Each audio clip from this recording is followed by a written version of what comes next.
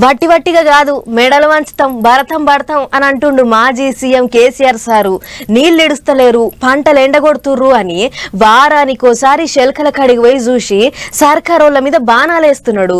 తతిమ లీడర్లు కూడా దినం దీక్షలు పట్టి లొల్లి ఈగింత పెద్దగానే చేస్తుర్రు. కార్ పార్టీ వాళ్ళేమో కాంగ్రెస్ వాళ్ళే తెచ్చిర్రు కరువు అని అంటుర్రు, షై పార్టీ వాళ్ళేమో కాదు కాదు పాత సర్కారోళ్ళే తెచ్చిర్రు కరువు అని అంటుర్రు.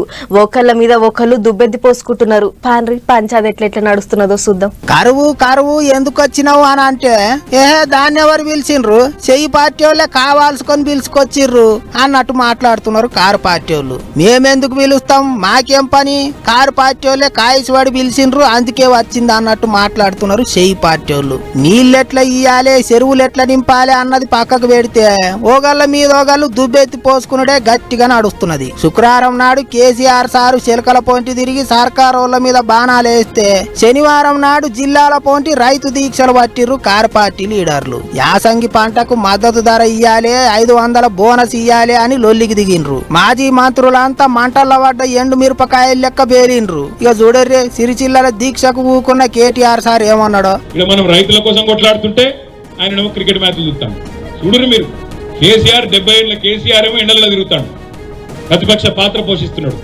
అసలు పని చేయాల్సిన ముఖ్యమంత్రి ఏమో నీళ్ళు ఇచ్చే ముఖం లేదు, పైసలు ఇచ్చే ముఖం లేదు, రైతు బంద్ చేసే తెలివి లేదు, ఏ తెలివి లేదు. కానీ ఒకటి మాత్రం తెలుసు, తెల్లారులేస్తే బూతు మాట్లాడాలి, తెల్లారులేస్తే నోరు వారేసుకోవాలి, ఇష్టం వచ్చినట్టు ఒర్రాలి, ఏమన్నా అంటే లంకె బిందెలు ఉన్నాయనుకుని వచ్చినా.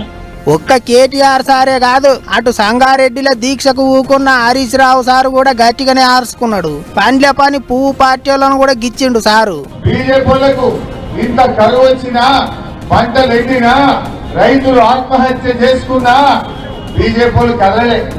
కేసీఆర్ కాలు బయట పెట్టగానే, కేసీఆర్ ఉద్యమాలు ప్రారంభించగానే అప్పుడు ఈ రాష్ట్రంలో ఉన్న బీజేపీలు కళ్ళు తెరిచి నిన్న దీక్షలు అంట పట్టింది.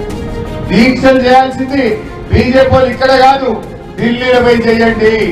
మీ కేంద్ర ప్రభుత్వానికి దరఖాస్తు పెట్టండి. రాష్ట్రంలో కరువు ఛాయలు వచ్చినాయి, లక్షలాది ఎకరాల్లో పంట ఎండుతా ఉన్నది. ఢిల్లీ నుంచి కేంద్ర బృందం వచ్చి ఈ రాష్ట్రంలోని రైతుల్ని ఆదుకోవాలని చెప్పి.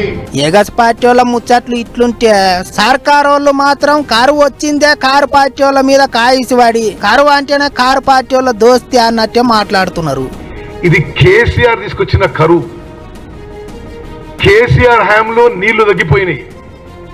మేము 24 గంటలు కరెంటు వ్యవసాయానికి, ఇండ్లకి, పరిశ్రమలకు ఇస్తూ ఎక్కడా ఒక్క నిమిషం కరెంటు కట్టు లేకుండా, మంచినీటికి ఇబ్బంది లేకుండా,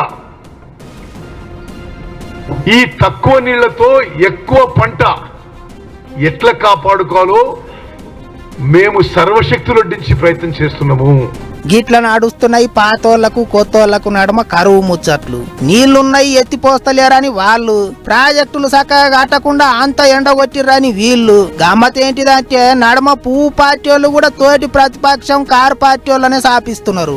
రైతులతోని గట్టిగానే రాజకీయం చేస్తారు లీడర్లు. మరిగా ముచ్చట్లతోనే మురిపిస్తారో రైతులను ఏమన్నా ఒడ్డున పడేసే ఈగురం చేస్తారో చూడాలి అనుకుంటారు అందరూ.